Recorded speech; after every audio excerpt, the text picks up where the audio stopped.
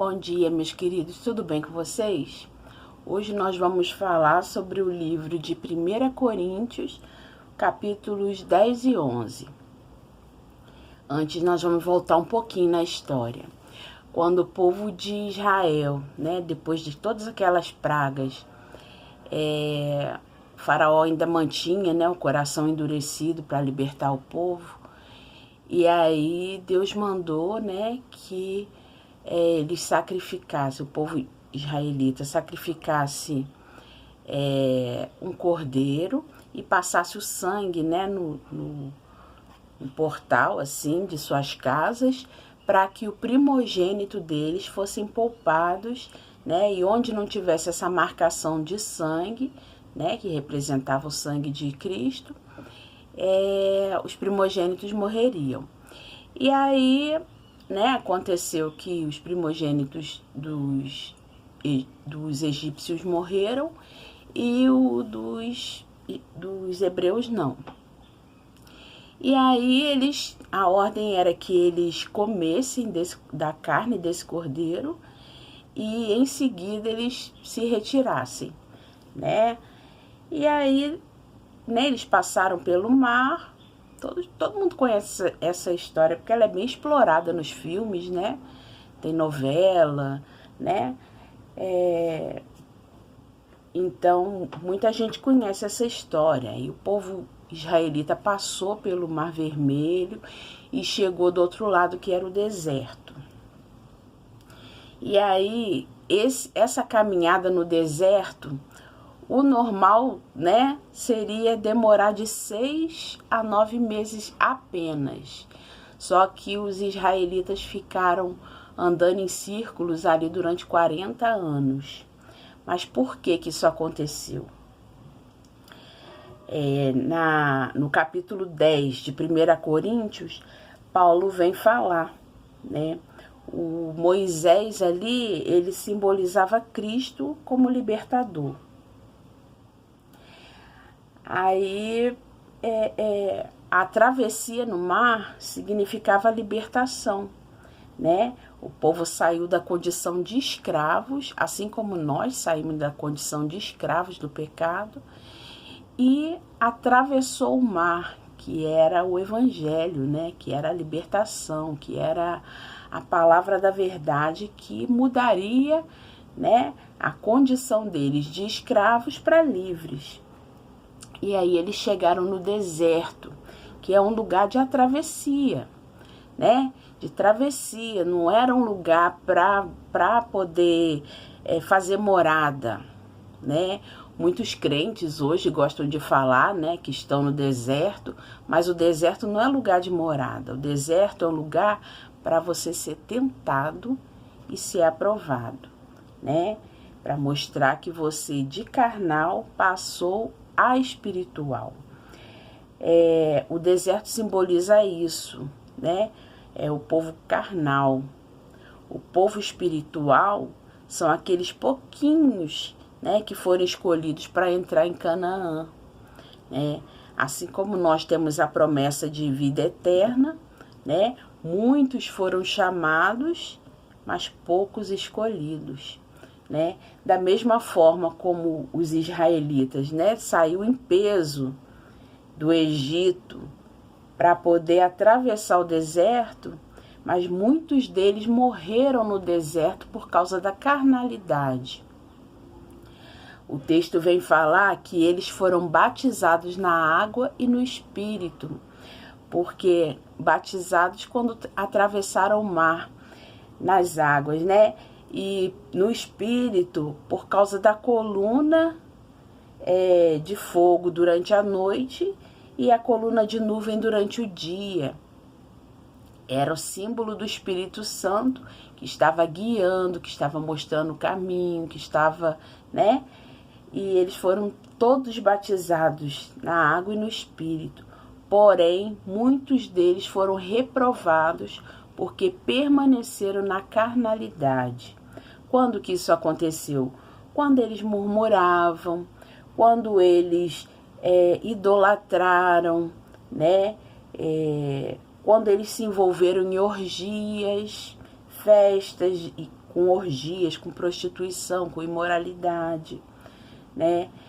E muitos deles adoeceram, ou seja, era um povo completamente rebelde, carnal, voltado para si mesmo, né? E isso não é privilégio deles. Esse povo, ele simboliza quem professa uma fé com a boca, mas não vive Cristo na vida, né? Eles provocavam a Deus o tempo inteiro, né? E por causa disso, por não mortificar a própria carne, por não buscar a excelência, por não perseverar, né?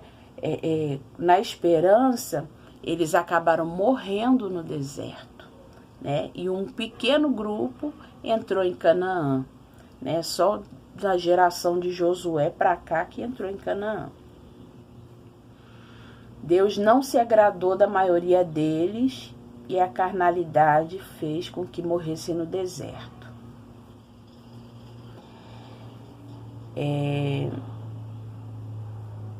Por isso Paulo diz assim: aquele que julga está firme deve cuidar para não cair, porque é muito fácil a gente ser tentado e sucumbir no meio da tentação, né? Mas por escolha, né?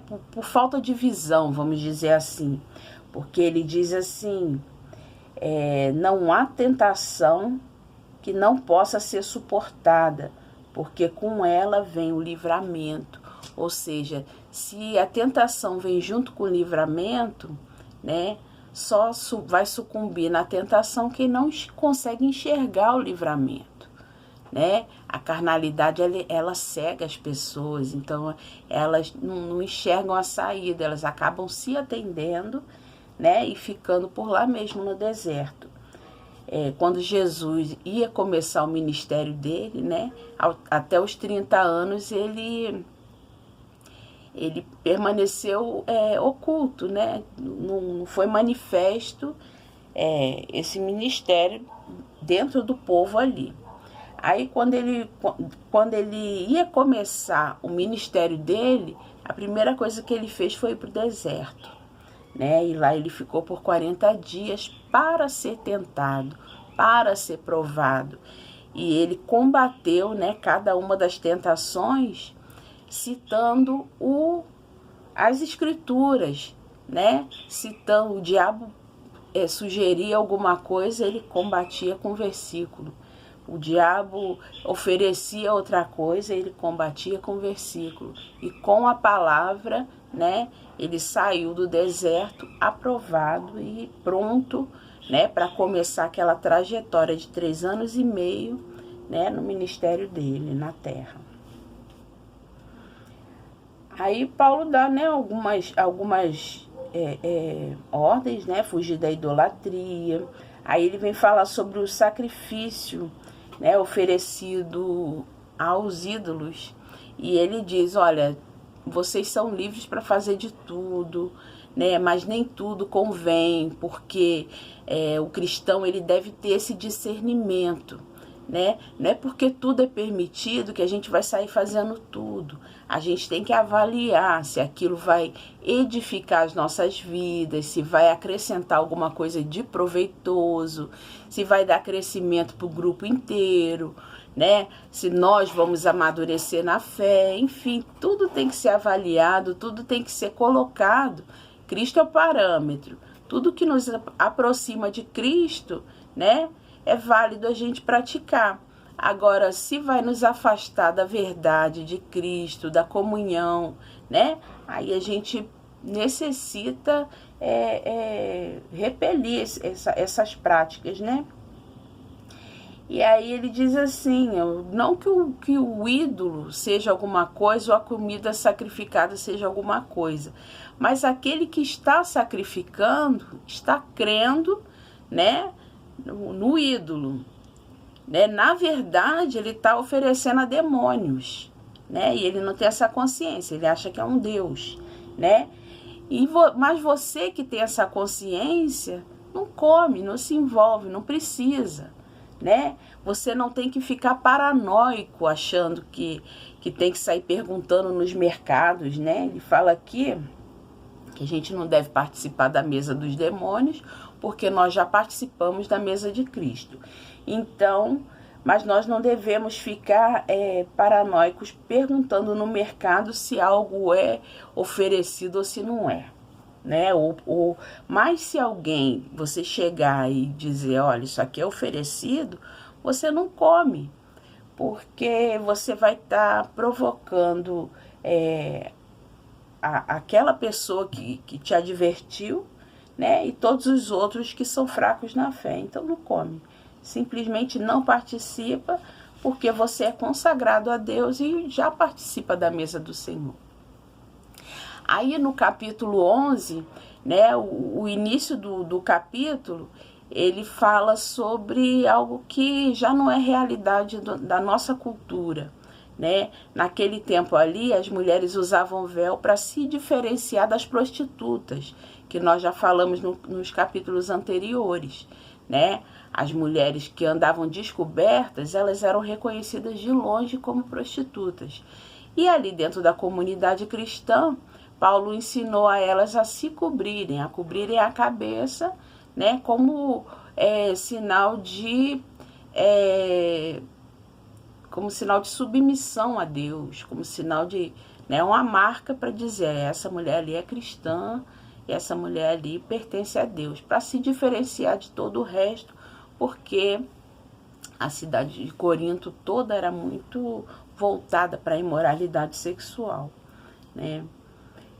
E hoje em dia já não se prega isso, que eu saiba, no Brasil só tem a CCB que usa ainda o véu hoje em dia, mas não é prática comum da nossa cultura.